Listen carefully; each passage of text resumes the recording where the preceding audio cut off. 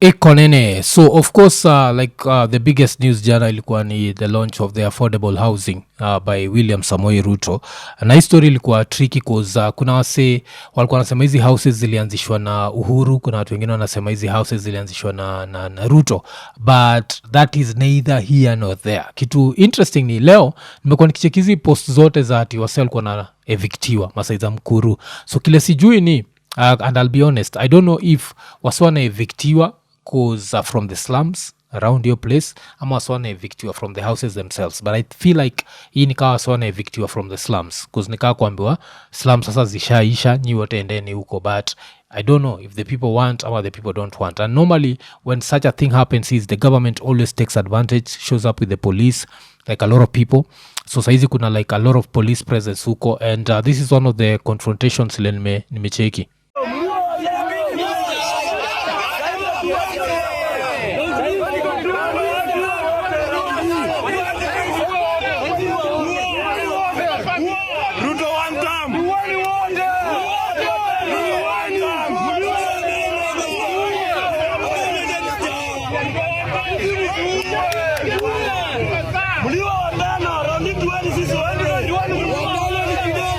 So nachiki vile sana sema that round hii muli wasjua tano, this time to win sisi wote. So mnaweza taka kujua nini na happen hapa, alafu inakuonyesha vile ile PR yote ili happen. I think kuna msali breakdown alisema like kuna like 20 million Kenyans without houses. If you launch 1,000 houses you've done no dent. Najua utakuwa umejifurahisha wewe mwenyewe and you've made your money through supplying steel and supplying cement, but for the rest of the Kenyans this has zero impact on our lives.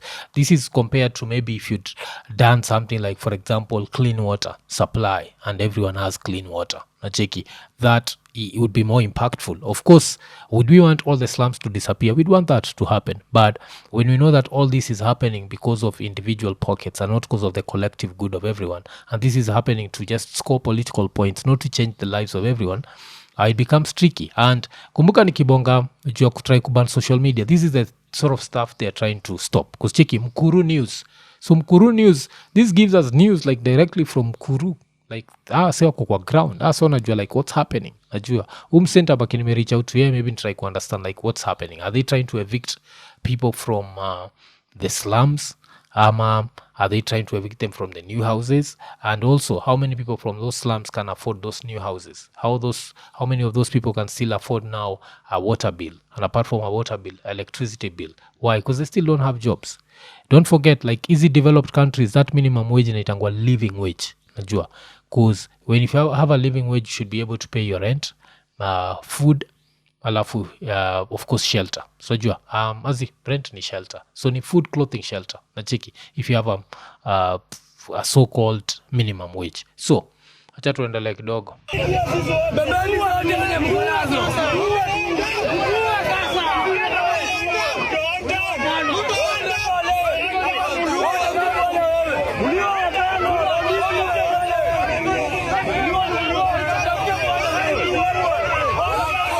So yeah, as I keep saying, man, I don't know what's happening there, and but kile nasikia ni bado wasa wanasema Ruto one term. It's going to take more than like pleasing a few people to stop this Ruto one term story. This is there to stay. This is something that's just there to stay. People are angry, and just because you've appeased a few people out of like a whole bunch of angry people does not make the situation any better. People are still going to complain, and people are still going to get angry because every day that we wake up and we feel like this government has pissed us off to the maximum level, it decides to take it a notch higher. That's why you have, like, for example, the Minister for Foreign Affairs, anaitwa Mdavadi, alienda on national TV and tried to justify why like Boniface Mwangi is being held in another country. You have another very close Ruto supporter by the name of Sudis, like literally celebrating. Unacheki, and because say wanataka Kenya ikuwe kama TZ where we can't talk about such stuff. Like, yes, you launched houses,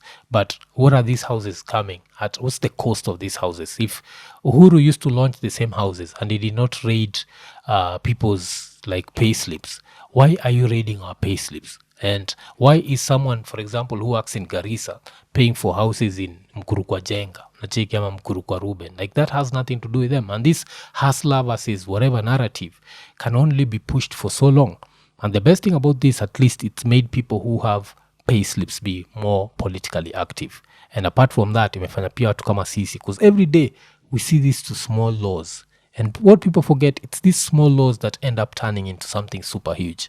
So they'll come up with, you need a license to do this, you need what to do this. And now, back to history ya Mukuru kwa Njenga. Of course, I'd want to know, like, because another video that has been going around, imekuwa video ya boy anaitwa Chipukeezy, where Chipukeezy was surrounded by these like young people, and he had to like try and appease them and promise them jobs and promise them vitu kama hizo, and inafanya unashindwa like what is his job description ikikam to his story, because he was just supposed to be the MC. But apart from being the MC, now they've put him in a situation whereby he has to be here promising youth jobs, because kuna hii video yake niliwatch and the video was disturbing because watu wanamuuliza juu ya kazi, anasema vile ataintroduce wasetu wa dosi, and ino inakuwaga nonsense pia unikatiaga. This fact that you need to know someone for something to happen, this should just be something that happens. I don't need to know Chipukeezy for me to have clean water, for me to have like some job somewhere. But wacha tusikize hii. Kuja hapo nini? Ule kijana kama wewe mwenyewe unaweza buy hiyo PA system yenyewe usema anataka kama msaidia apate kazi pale, si ndio? Bana ndio. Umechukua namba. Hiyo PA system tutafanya. Tutafanya after tutapiga hii shughuli kesho. Iishe. Unajua pia mdosi amenipea mboka, lakini tunajua kufanya master. Unajua tukimaliza hii shughuli tarehe 7 nikuje ground na nikuje na packet zote. Bana idea nilikuwa sawa. Nilikuwa ndio nilikujanga kwa show yangu. Na mzee Ali.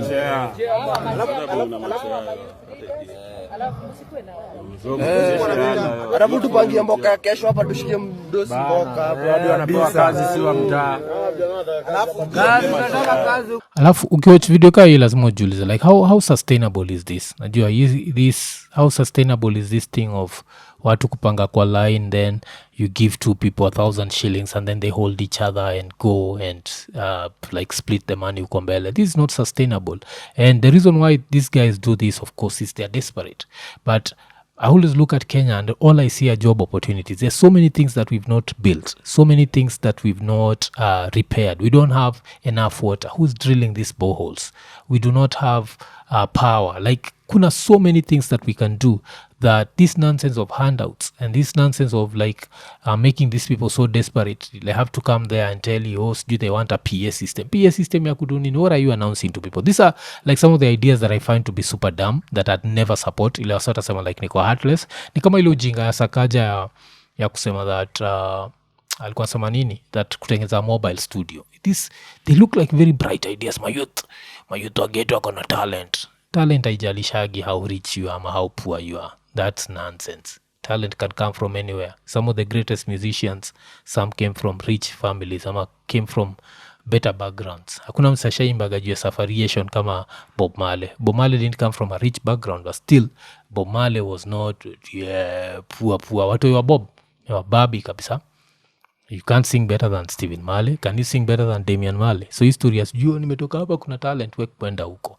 So hizi ni idea za kipumbavu. Na hizi ndio za idea Musa Maga, is when you start treating the youth like their children. That's when you start telling them that the background that they come from somehow dictates their talent. That's nonsense. So hizi my idea that sijua tuna need PA system. This is an idea, of course, maybe nani anaweza tolerate, and I say this respectfully because na respect Chipukeezy. But hizi ni idea neza tolerate. Mimi naweza kuwa tu hapa nikishindwa. Sasa ni ujinga gani napatiwa hapa? Na kama mafala wanafikiria this is not sustainable. And you know, but I understand the desperation. So I don't know what was going on here. But all nimesikia ni kuna hii mboka. Alafu I think pia kuna like some of these people would still be transported to another place where houses are being launched, and the bullshit just keeps happening.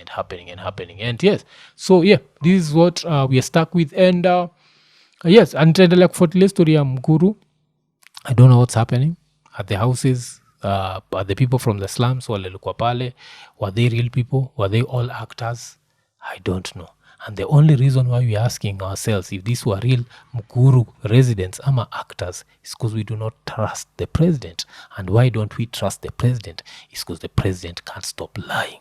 And now that the president can't stop lying, instead of thinking of ways of how to stop lying, what does he decide to do? He decides that it's time to start controlling social media. And now that's why we find ourselves stuck in this fuckery. Iko Nini.